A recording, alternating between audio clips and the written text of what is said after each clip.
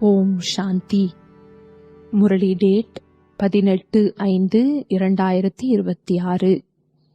காலை முரளி பாப் தாதா, மதுபன். இனிமையான குழந்தைகளே, நாம் ஈஸ்வரிய குடும்பத்தினர்.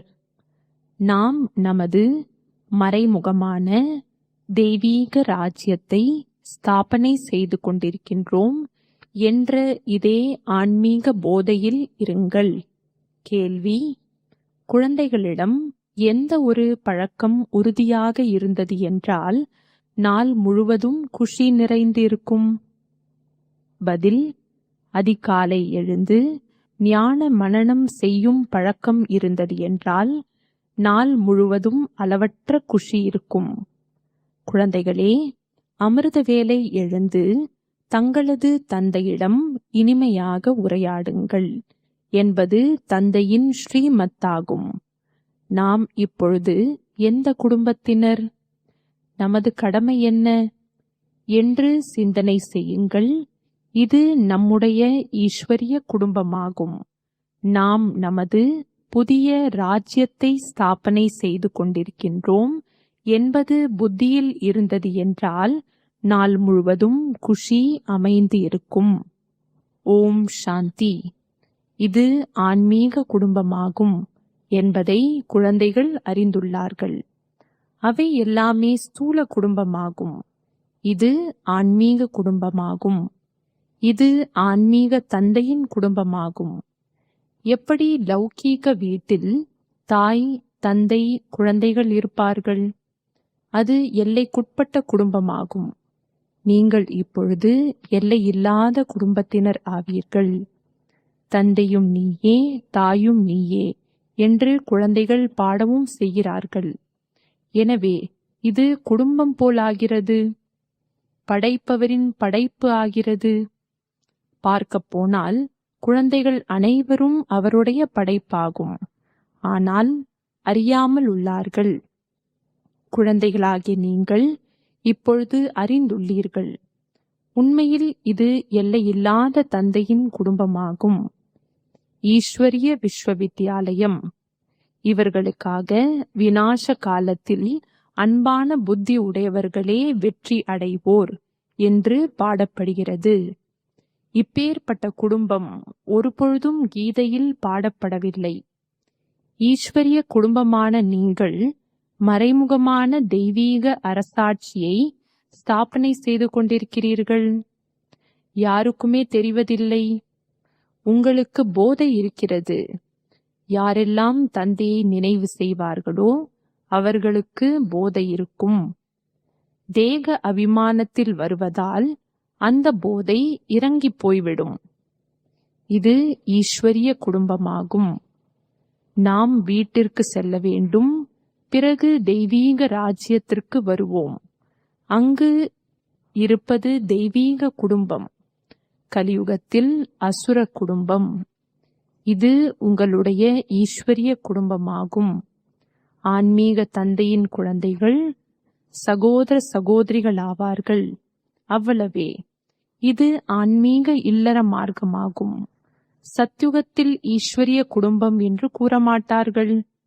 அங்கு தெய்வீக குடும்பமாகிவிடுகிறது. இந்த ஈஸ்வரிய குடும்பம் மிகவும் சக்தி வாய்ந்தது.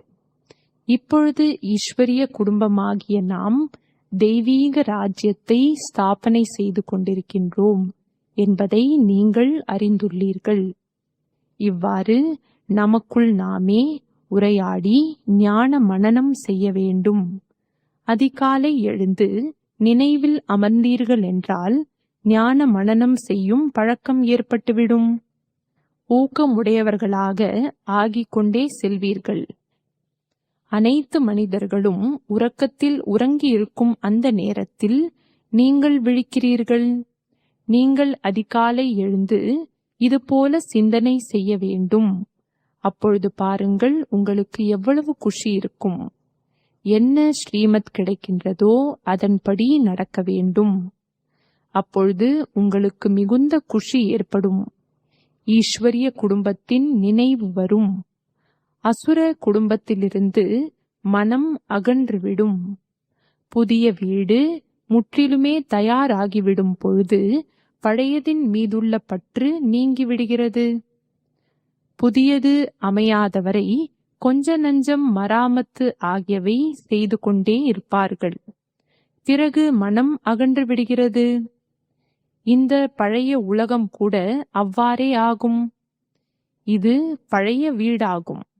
நாம் புதிய வீட்டிற்கு செல்வோம் என்பதை இப்பொழுது நீங்கள் அறிந்துள்ளீர்கள். பிறகு புதிய ஆடை அணிவோம். இந்த தேகம் கூட பழையதாகும். இப்பொழுது நீங்கள் வருங்கால 21 பிறவிகளுக்கான ராஜ்ய பாக்கியத்தை எடுத்துக்கொண்டிருக்கிறீர்கள். இங்கு ஆட்சி புரிய போவதில்லை. இங்கு ஸ்தாபனை ஆகிறது. இந்த விஷயங்களை நீங்கள் மட்டுமே அறிந்துள்ளீர்கள். இதுதான் கீதையாகும். ராஜயோகம் ஆகும் அல்லவா? இதற்கு சகஜ ராஜயோகம் என்று கூறப்படுகிறது. அநேக முறை நீங்கள் இந்த ராஜயோக அபியாசத்தின் மூலம் தெய்வீக ராஜ்யத்தை ஸ்தாபனை செய்கிறீர்கள். அங்கு இந்த விஷயங்கள் நினைவில் இருக்காது. ஒருவேளை அங்கு இந்த விஷயங்கள் நினைவு இருந்தது என்றால் சுகத்தின் உணர்வே இல்லாமல் போய்விடும். கவலை ஏற்பட்டுவிடும். இச்சமயத்தில் உங்களுக்கு மறைமுகமான போதையுள்ளது. இது உயர்ந்ததிலும் உயர்ந்த பாபாவின் குடும்பமாகும். இதற்கு ஈஸ்வரிய மறைமுக குடும்ப முறை என்று கூறப்படுகிறது. ஈஸ்வரிய விஸ்வ வித்யாலயம், ஈஸ்வரிய யஜ்யம் என்று கூறுவார்கள். குடும்பமாகும். நாம் மிகவும் அன்பானவர் ஆக வேண்டும். வருங்காலத்தில் நீங்கள் மிகவுமே அன்பானவர் ஆகிறீர்கள். நீங்கள் ரூப் பசந்த் ஞானம் யோகமுடையவர் ஆவீர்கள். ஆத்மா ரூப் ஆக இருக்கின்றது, பசந்த் ஆக இருக்கின்றது. இவ்வளவு சிறிய ஆத்மா அழிவற்ற பாகத்தை ஏற்று நடிக்கின்றது. இச்சமயத்தில் நீங்கள் ரூப் பசந்தாக உள்ளீர்கள். தந்தை ஞான கடல் ஆவார். இந்த சரீரத்தில் வரும் பொழுதுதான் ஞானத்தை அவசியம் அளிப்பார். ஞான மழை பொழிகின்றார் என்பதை நீங்கள் அறிந்துள்ளீர்கள். ஒவ்வொரு ஞான ரத்தினமும் லட்சம் ரூபாய் மதிப்பு வாய்ந்தது. இப்பொழுது ஆத்மாக்களாகிய உங்களுக்கு தந்தையின் அறிமுகம் கிடைத்துள்ளது. தந்தை நினைவூட்டியுள்ளார். இந்த 84 சக்கரம் எப்படி சுற்றுகிறது என்பது உங்களது புத்தியில் உள்ளது. எனவே உங்கள் பெயரே சுயதர்ஷன சக்கரதாரி என்பதாகும். விஷ்ணு அல்லது லக்ஷ்மி நாராயணர் சுயதர்ஷன சக்கரதாரியாக இருக்கவில்லை. அவர்களுக்குள் இந்த ஞானம் இருப்பதில்லை. இப்பொழுது ஆத்மாவிற்கு இந்த ஞானம் கிடைக்கிறது. சிருஷ்டியின் சக்கரம் எப்படி சுற்றுகிறது? திரிமூர்த்தி என்று கூறுகிறார்கள் என்றாலும் கூட சிவனை நினைப்பதில்லை. திரிமூர்த்தியின் படங்கள் நிறைய பார்த்திருக்க கூடும்.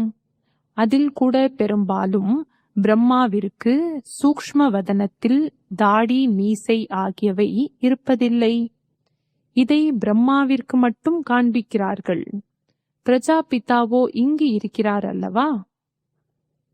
இவர் மிகவும் பழைய கிரேட் கிரேட் கிராண்ட்ஃபாதர் ஆகிவிடுகிறார். எனவே இது பிரஜாபிதா பிரம்மாவின் பரம்பரையாகிறது. தந்தை பிரம்மா மூலமாக சிருஷ்டியை படைக்கின்றார். எனவே பிரம்மா பெரியவர் ஆகிறார் அல்லவா? காண்பிப்பதும் வயோதிகராக. இவர் 84 பிறவிகளின் சக்கரம் சுற்றி வருகிறார். இப்பொழுது நீங்கள் இந்த விஷயங்களை புரிந்து கொண்டுள்ளீர்கள். தந்தைக்கோ எல்லோருமே குழந்தைகள் ஆவார்கள் என்பதையும் அறிந்துள்ளீர்கள். ஆத்மாக்களுக்கு தந்தையின் அறிமுகத்தை அளிக்க வேண்டும். இப்பொழுது பாரதத்திற்கு மிகவும் உயர்ந்த நன்மை ஆகிக் கொண்டிருக்கிறது. அனைத்து ஆத்மாக்களும் தூய்மையாக ஆகி முக்தி தாமத்திற்கு சென்று விடுவார்கள். நீங்கள் இருப்பதே பாரதத்தின் சேவைக்காக. குறிப்பாக பாரதம், பொதுவாக உலகம். இந்த விஷயங்களை அறிந்துள்ள நீங்கள் இப்பொழுது குறைந்த அளவில் இருக்கிறீர்கள்.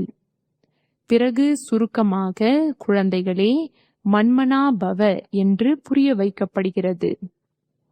காந்தி பாபுஜி என்ன செய்து கொண்டிருந்தார்? அவர் கூட ராமராஜ்யத்தை விரும்பிக் கொண்டிருந்தார். எப்பேற்பட்ட அதிசயமான நாடகம் அல்லவா? இப்பொழுது நீங்கள் சாட்சியாகி விளையாட்டை பார்க்கிறீர்கள். உங்களுக்கு சிரிப்பு வருகிறது. எங்கே இருக்கும் விஷயங்களை எங்கே எடுத்து செல்கிறீர்கள்? நாடகத்திற்கேற்ப உலகத்தின் நிலைமை கெட்டதாக ஆகிவிட்டுள்ளது என்று தந்தை கூறுகின்றார். பின் தந்தை வந்து சத்கதி செய்கின்றார்.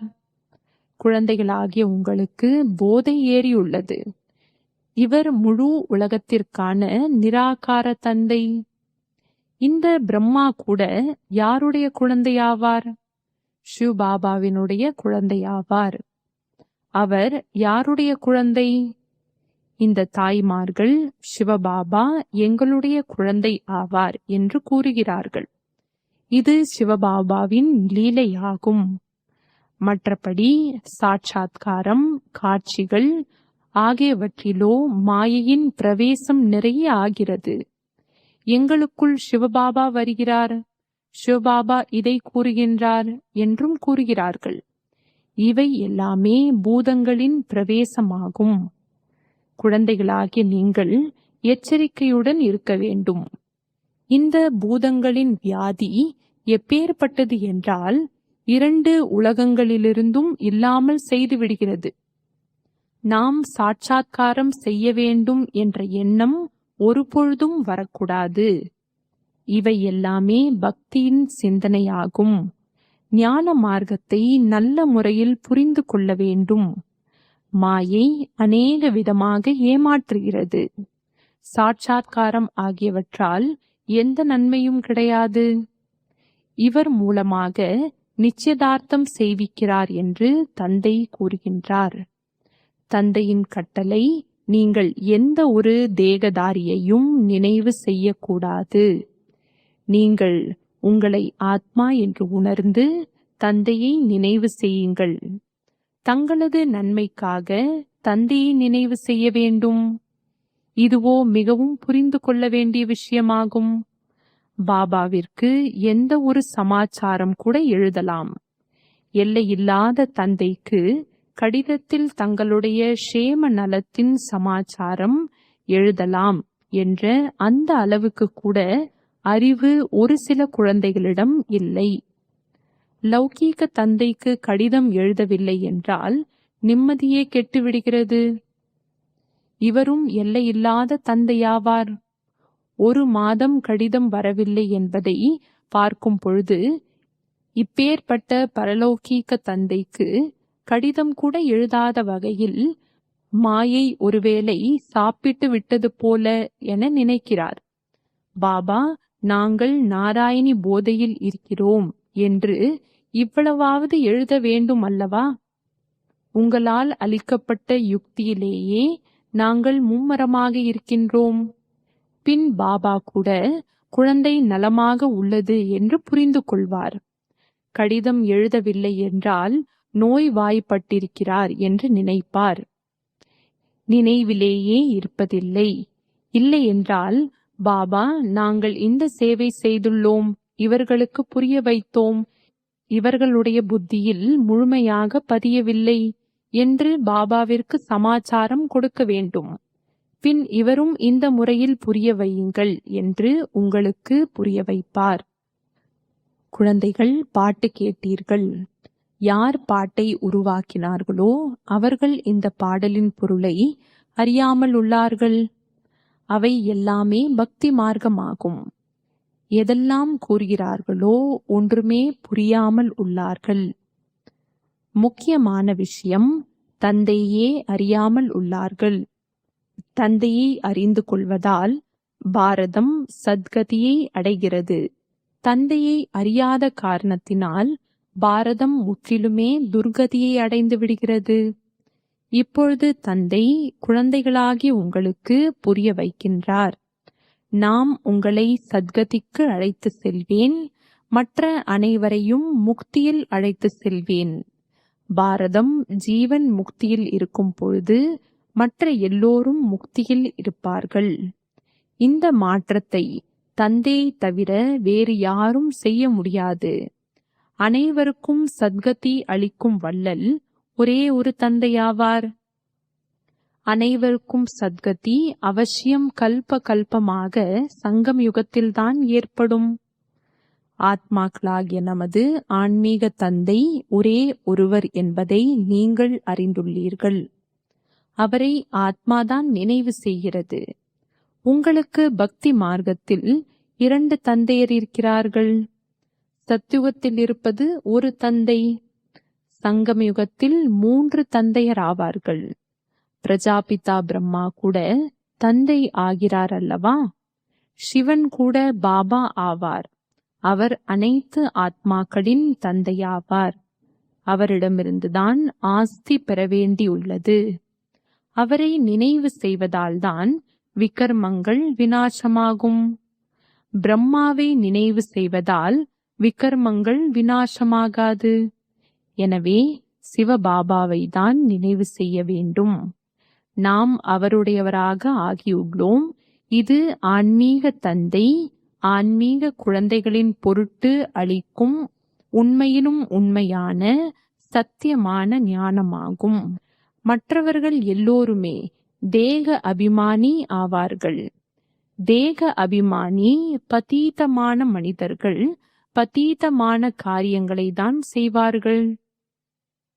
தான புண்ணியம் போன்ற என்னவெல்லாம் காரியங்களை செய்கிறார்களோ அவை அனைத்தும் பதீதர்கள்தான் செய்வார்கள். ராவண ராஜ்யத்தில் இதெல்லாம் நடக்கும்தான். இப்பொழுது தந்தை வந்து சட்டத்தை பிறப்பிக்கின்றார். கூறுகிறார், குழந்தைகளே, ஜாக்கிரதை, விகாரத்தில் செல்லாதீர்கள். காமத்தின் மீது வெற்றி அடைய வேண்டும். புயல்கள் ஆகியவோ நிறைய வரும். இதில் மனமுடைந்து போகக்கூடாது. மாயையினுடைய எத்தனை விகல்பங்கள் வரும் என்றால் அஞ்ஞான காலத்தில் கூட அவ்வளவு வந்திருக்காது. அப்படி கூட தீய எண்ணங்கள் வருகின்றன. கூறுகிறார்கள், பக்தி மார்க்கத்திலோ மிகவும் குஷி இருந்தது. இப்பொழுது உங்களை நினைவு செய்ய விரும்புகிறோம், ஆனால் செய்ய முடியவில்லை. பிந்து நினைவிற்கு வருவதில்லை. பெரிய பொருளாக இருந்தால் நினைவு செய்யலாம். நீங்கள் சிவபாபா என்று கூறி நினைவு செய்யுங்கள் என்று பாபா கூறுகின்றார். இந்த பழைய உலகத்தை மறந்து விடுங்கள். நீங்கள் சாந்தி தாமத்தை நினைவு செய்யுங்கள். சாந்தி தாமத்தை மட்டும் நினைவு செய்வதல்ல, தந்தையின் நினைவினால்தான் விகர்மங்கள் விநாசமாகும். ஆத்மாவிற்கு இனிமையான தந்தை மீது அன்பு வேண்டும். அவர் அரை கல்பத்தின் பிரியதர்ஷன் ஆவார். நாங்கள் அரை கல்பம் உங்களை மறந்துவிட்டோம் என்று ஆத்மா கூறுகின்றது. இங்கு பிராமணிகள் யாரையெல்லாம் அழைத்து வருகிறார்களோ மிகவும் எச்சரிக்கையுடன் நிச்சய புத்தி உடையவர்களாகவே அழைத்து வரவேண்டும். இங்கு வந்துவிட்டு பிறகு போய் யாராவது பதீதமாக ஆனார்கள் என்றால் பிராமணி மீது தண்டனை ஏற்பட்டுவிடும். எனவே பிராமணி மீது மிகவும் பொறுப்பு உள்ளது. பாபா இந்த ரதத்தை எடுத்துள்ளார். அனைத்து விஷயங்களிலும் அனுபவம் உடையவர் ஆவார். இங்கோ அசுத்தத்தின் விஷயம் கிடையாது. தங்களுக்குள் சிரிப்பது, விளையாடுவது, உரையாடுவது இவற்றிற்கு எந்த தடையும் இல்லை. மற்றபடி சிறிதளவு கூட ஏதாவது ஒரு ஆத்மா மீது அன்பு வைத்தீர்கள் என்றால் அது அதிகரித்து கொண்டே போகும். அவருடைய நினைவு வந்து கொண்டே இருக்கும். எனவே இதையும் கடந்து செல்ல வேண்டும். இப்பொழுது நீங்கள் வீட்டில் அமர்ந்துள்ளீர்களா, இல்லை சத்யுகத்தில் அமர்ந்துள்ளீர்களா? தந்தை குழந்தைகளுக்கு வீட்டில்தான் கற்பிக்கிறார். உங்கள் அனைவருக்கும் இது வீடாகும். வெளியில் செல்கிறீர்கள் என்றால் இப்படி கூற மாட்டீர்கள். இங்கு மிகவும் நல்ல போதை இருக்கும்.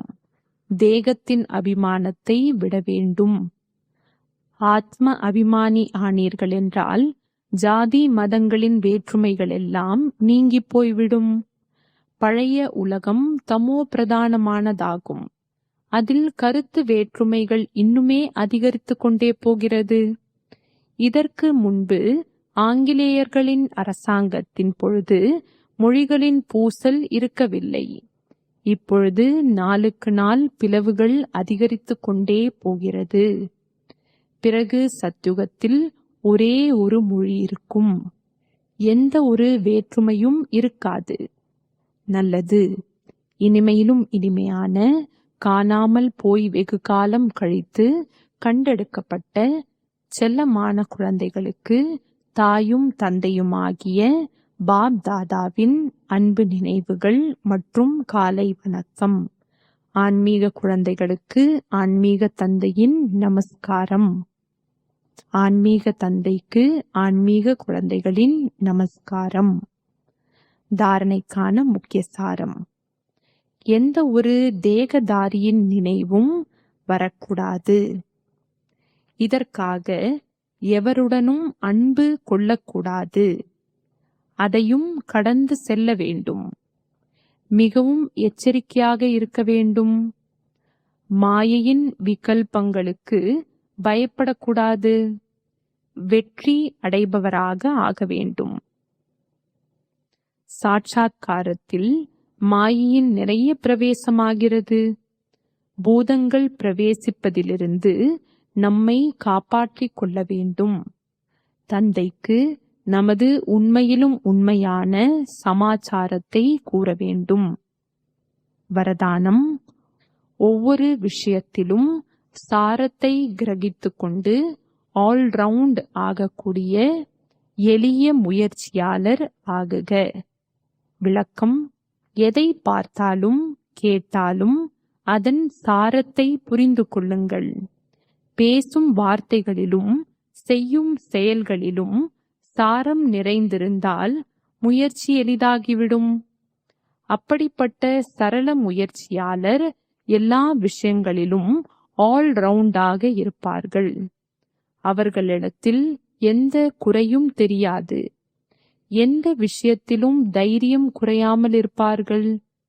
என்னால் இதை செய்ய முடியாது என்று வாயிலிருந்து வார்த்தைகள் வராது. அப்படிப்பட்ட எளிய முயற்சியாளர்கள் தானும் சரளமானவர்களாக இருப்பார்கள்.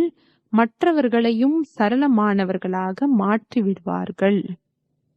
ஸ்லோகன்: சாதனங்களை சரியாக பயன்படுத்தி அதன் தாக்கத்திலிருந்து விடுபட்டு பாபாவிற்கு அன்புக்குரியவர்களாக ஆகுங்கள்.